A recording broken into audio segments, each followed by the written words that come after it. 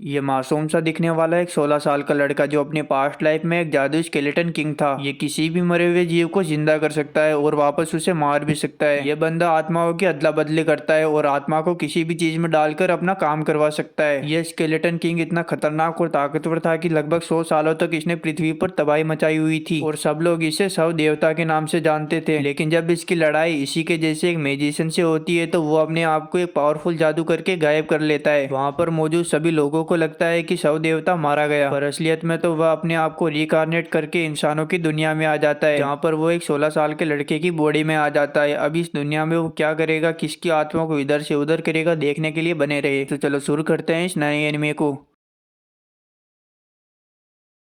यह एक मैजिकल दुनिया है जहाँ पर हम देखते हैं कि एक सोल्जर्स की आर्मी एक इमोर्टल बींग शव देवता से लड़ाई कर रही होती है और शव देवता भी अपने मैजिक का इस्तेमाल करके हवा में स्पेल को क्रिएट करता है और उनमें से हथियार निकलने लगते हैं। वह हथियार सोल्जर्स की छाती को चीरते हुए लगातार निकले जा रहे थे। अभी एक सोल्जर कैप्टन को आकर बताता है कि द ग्रेट शिबुया यहाँ पर आ चुके हैं। यह सुनते ही कैप्टन अपनी पूरी आर्मी को पीछे हटने के लिए बोलता है, क्योंकि उसे भी पता है कि द ग्रेट शिबुया के अलावा उस शव देवता के सामने कोई भी नहीं टिक सकता। अब शिबुया बिना डरे हुए उस शव देवता की गुफा के अंदर आता है और उसे लड़ाई के लिए चैलेंज करता है। सबसे पहले शव देवता शिबुया के ऊपर डार्क स्पेल का इस्तेमाल करता है, पर शिबुया उस डार्क स्पेल को एक तलवार में ही काट देता है। अब ये दोनों मैजिक से एक दूसरे के ऊपर हमला करते हैं, जहाँ पर ये दोनों बराबरी पर होते हैं। अब शव देवता एक पावरफुल मैजिक का इस्तेमाल करता है और अपने आसपास की सारी आत्माओं को इकट्ठा करके उनकी मदद से एक ड्रैगन को क्रिएट कर देता है। अब वो ड्रैगन शिबुया के ऊपर हमला कर देता है, पर शिबुया अपनी एक तलवार के वार से उस ड्रैगन के दो हिस्से कर देता है। अब शव देवता को लगता है कि वो एक बड़ी मुसीबत में है, इसलिए वो अपने एक सबसे पावरफुल मैजिक का इस्तेमाल करता है और एक बड़ी सी हड्डियों की फौज बना देता है। वहां पर जितने भी लोग होते हैं उस हड्डियों की फौज को देखकर घबरा जाते हैं। अब शिबुया भी अपनी मैजिक का इस्तेमाल करता है और अपनी एवल आई का यूज करता है। इस एवल आई से वो डेथ लोगों की आत्माओं को देख सकता है और उनके पेतरे जान सकता है। अब वो हड्डियों की फौज शिबुया को मारने के लिए आगे बढ़ती है, पर तभी शिबुया अपनी फायर पावर का इस्तेमाल करता है, पर उन हड्डियों की फौज को कुछ घंटा फर्क नहीं पड़ता। अब शिबुया अपना दिमाग लगाता है और गुफा के ऊपर हमला करता है, जिससे बहुत सारे पत्थर नीचे गिर जाते हैं और उन पत्थरों की वजह से हड्डियों की पूरी फौज के साथ साथ शव देवता भी उनके नीचे दब जाते हैं और मौका मिलते ही शिबुया उस शव देवता के ऊपर हमला कर देता है। पर तभी उसे पता चलता है कि इस हड्डियों के ढांचे ने तो एक लॉकेट पहना हुआ है और उसके अंदर उसका असली दिमाग रखा हुआ है और वह ये सोच ही रहा होता है। तभी शव देवता एक रिकार्नेशन का मैजिक करता है, पर अचानक शिबुया मैजिक के दौरान उस शव देवता के ऊपर हमला कर देता है और इसी वक्त वो शव देवता एक अलग दुनिया में रिकार्नेट हो जाता है। और जब उसे होश आता है तो वह सोचता है कि मैं तो जंग के मैदान में था, तो मैं यहाँ कैसे आया और ये मैं बोल क्यों नहीं पा रहा। अरे भाई तू बोलेगा कैसे, तेरा आधा गला कटा हुआ है। अब शव देवता को अपने आसपास की चीजें काफी अजीब लगती है, पर गला कटने के बावजूद वह चलने लगता है और उस गली से बाहर निकलता है और बाहर निकलने के बाद वह अपने आसपास की बिल्डिंगों को देखता है जो उसे काफी अजीब लगती है और उसे समझ में आ जाता है कि ये जरूर कोई अलग दुनिया है और शायद मेरे मैजिक की वजह से ही मैं यहाँ पर आ चुका हूँ। तभी उसके पास एक ड्रोन आता है। ड्रोन का ऑपरेटर कुरिया यह देखकर हैरान होता है कि यह बच्चा अभी भी जिंदा है, बल्कि उसने तो इसकी मौत को कंफर्म भी किया था। अब वो जल्दी अपनी टीम को कॉल लगाता है और कहता है कि तुमने जिस बच्चे को मारा था वो अभी भी जिंदा है, तो अपना काम पूरा करो। अब शव देवता इधर उधर घूमने लगता है और आसपास के लोगों को देखने लगता है। उसे काफी शांति महसूस होती है। वह कहता है कि ये शायद कोई अमन चैन वाली दुनिया है, पर मेरी दुनिया का क्या होगा, मैं वहाँ पर कैसे जा पाऊंगा। यह सोचते हुए वह वहाँ से जा रहा होता है, तभी उसे दो पुलिस वाले पकड़ लेते हैं और उससे कहते हैं कि आखिर तुम कौन हो, और उसे उसका नाम पूछते हैं। पर शव देवता को तो उनकी भाषा भी समझ में नहीं आ रही थी, पर फिर भी वो जिस शरीर में था वह उस शरीर की भाषा को धीरे धीरे एडॉप्ट कर रहा था और उसे पुलिस वालों के कुछ शब्द समझ में आ रहे थे। और वो अचानक से बोलता है कि मेरा नाम पोलका है। पर तभी अचानक से एक लड़की पुलिस वालों के ऊपर कूदती हुई पोलका के पास आती है और उससे कहती है कि पोलका तुम अभी भी जिंदा हो, और यह कहकर वो पोलका का हाथ पकड़कर उसे एक गली में लेकर चली जाती है। इधर शव देवता को कुछ भी समझ में नहीं आ रहा होता कि अभी यहाँ पर क्या हो रहा है, पर तभी वो लड़की पोलका को अचानक से उल्टा कर देती है और उसे जोर जोर से हिलाने लगती है और उसे गला लगा लेती है। वह उससे कहती है कि तुम्हारी नब्ज तो चल रही है, इसका मतलब तुम अभी भी जिंदा हो। पोलका उससे कहता है कि तुम्हारा शुक्रिया मुझे ये बताने के लिए कि मैं अभी जिंदा हूँ। और वह लड़की कहती है कि अरे पोलका कोई बात नहीं। अब वो लड़की एक बड़ी सी रोड को निकाल लेती है और वो उससे कहती है कि पोलका मुझे तुम्हें वापस से मारना पड़ेगा, क्या तुम्हें कुछ भी याद नहीं अभी अभी क्या हुआ। यह सुनते ही शव देवता को पोलका की धीरे धीरे यादें याद आने लगती है और वह सोचती है कि शायद इसी लड़की ने मुझे पहले भी मारा था। अब हम शव देवता को पोलका ही बोलेंगे, ठीक है। पोलका वहां वहाँ से जल्दी से भागने लगता है और एक बिल्डिंग के अंदर आकर छुप जाता है। पर वो लड़की वहाँ पर भी आ जाती है। इस लड़की का नाम है मिसाकी। ये पोल्का के ऊपर चाकू से अटैक करती है पर पोल्का किसी तरह बच जाता है। अब इन दोनों में आमने सामने की लड़ाई होती है जहाँ पर पोल्का सोचता है कि मेरा शरीर बहुत कमजोर है, मैं तो इससे लड़ सकता हूँ लेकिन ये शरीर मेरा साथ नहीं देगा और एक और बार मेरी जान भी ले सकता है। और वो वहाँ से भागने लगता है पर तभी मिसाकी चाकू से उसके पैर पर हमला कर देती है। पोल्का उस चाकू को निकालकर मिसाकी के ऊपर ही फेंक देता है जिसे मिसाकी देखकर काफी हैरान होती है। वह कहती है कि ऐसा फाइट मत करो यार, कहीं मैं तुमसे प्यार न करने लग जाऊं। अब पोल्का एक अंधेरे कमरे में आ जाता है जहाँ पर वो कहता है कि ये जगह कौन सी है। तभी मिसाकी उसके पीछे आ जाती है और उसके पैरों पर एक और छुरी मार देती है जिससे पोल नीचे गिर जाता है। अब मिसाकी हंसी के साथ पोल्का को बताती है कि यह जगह पहले ही अकोमा के संक्रांत के रूप में इस्तेमाल की जाती है और यहाँ पर बहुत सारे भूत है, तो चलो अब मैं भी तुम्हें एक भूत बना देती हूँ। यह सुनते ही पोल्का उसकी बातों पर विश्वास करके अपनी इवल आई को एक्टिवेट करता है और उसे वहाँ पर मौजूद सभी आत्माएं दिखने लगती है और वह ये सोचता है कि शायद मेरी शक्तियाँ मेरी आत्माओं से जुड़ी हुई है, ना कि शरीर से। अब मिसाकी उसके ऊपर अटैक करने वाली होती है तभी पोल्का वहाँ पर मौजूद सभी आत्माओं को इकट्ठा कर लेता है और उनकी शक्तियों से एक मैजिक सर्कल बनाता है और उस मैजिक सर्कल से एक बड़ा सा राक्षसी हाथ निकलता है जो मिसाकी के पेट को चीर देता है और मिसाकी वहीं पर मर जाती है। और उसे मारने के बाद ये कहता है कि चलो इस गेम को खत्म करते हैं। और जब वो उठती नहीं है तो वो उसे चेक करता है कि ये जिंदा भी है या फिर नहीं। बाद में इसे पता चलता है कि ये मर चुकी है और ये कहता है कि क्या, अरे यार ये तो एक बार में ही खत्म हो गई।